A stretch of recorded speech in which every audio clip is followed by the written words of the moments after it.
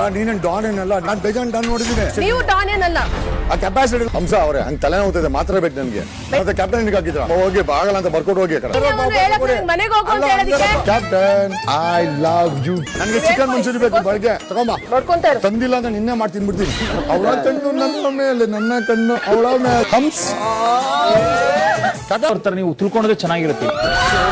Big boss ಮನೆಯಲ್ಲಿ ಮೊದಲನೇ ವಾರ ಶೋ ಹಾಳು ಮಾಡಿಬಿಡ್ತೀನಿ, ಶೋನ ಎಕ್ಸ್ಪೋಸ್ ಮಾಡಿಬಿಡ್ತೀನಿ ಅಂತ ಬೆದರಿಕೆ ಹಾಕಿದ್ದ ಜಗದೀಶ್ ಈ ಬಾರಿ ಲವರ್ ಬಾಯ್ ಆಗಿದ್ದಾರೆ. ಹೌದು, ಕ್ಯಾಪ್ಟನ್ ಹಂಸ ಜೊತೆಗೆ ಜಗದೀಶ್ ಅವರು ಕಿರಿಕ್ ತೆಗೆಯುತ್ತಾರೆ, ಇನ್ನೊಮ್ಮೆ ಅವರನ್ನು ಗೋಳು ಹಾಕೋತಾರೆ.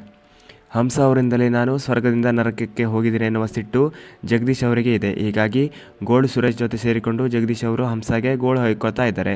ಪದೇ ಪದೇ ಜಗದೀಶ್ ಅವರು ಹಂಸಾಗೆ ನನಗೆ ತಲೆನೋವು ಬಂದಿದೆ, ಮಾತ್ರೆ ಕೊಡಿ ಎಂದು ಹೇಳುತ್ತಿದ್ದಾರೆ.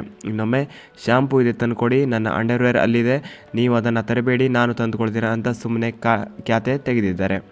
ಸ್ವರ್ಗದಲ್ಲಿ ಇರೋರನ್ನು ಗೆಲ್ಲಿಸಲು ನೀವು ನಮಗೆ ಕಲುಷಿತ ನೀರು ಕೊಟ್ಟಿದ್ದಾರೆ, ಇದರಿಂದ ಎಲ್ಲರಿಗೂ ಬೇದಿಯಾಗಿದೆ, ನಿಮಗೆ ಧಿಕ್ಕಾರ ಎಂದು ಹಂಸಗೆ ಜಗದೀಶ್ ಅವರು ಹೇಳಿದ್ದಾರೆ. ಇನ್ನೊಂದು ಕಡೆ ಹಂಸ ಜೊತೆ ಬೇರೆ ಸ್ಪರ್ಧಿಗಳು ಸ್ಪಷ್ಟನೆ ಕೊಡಿ ಅಂತ ಕೇಳಿದಾಗ ಜಗದೀಶ್ ಅವರು ಹಂಸಾಗೆ ನೀವು ಸ್ಪಷ್ಟನೆ ಕೊಡಬೇಕು ಅಂತೇನಿಲ್ಲ ಮೇಡಮ್ ಅಂತ ಹೇಳುತ್ತಾರೆ. ಒಟ್ಟಿನಲ್ಲಿ ಜಗದೀಶ್ ಅವರ ತಂತ್ರ ಅರ್ಥ ಆಗದ ಹಾಗೆ ಆಗಿದೆ.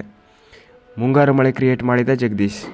ಈಗ ಮತ್ತೆ ಜಗದೀಶ್ ಅವರು ಹಂಸಾಗೆ ಐ ಲವ್ ಯು ಕ್ಯಾಪ್ಟನ್, ನನಗೆ ಗೋಬಿ ಮಂಚೂರಿ ಬೇಕು, ಗೋಬಿ ಮಂಚೂರಿ ಇಲ್ಲ ಅಂದರೆ ನಿನ್ನನ್ನೇ ಗೋಬಿ ಮಂಚೂರಿ ಮಾಡಿಕೊಂಡು ತಿಂತೀನಿ ಅಂತ ಹೇಳಿದ್ದಾರೆ.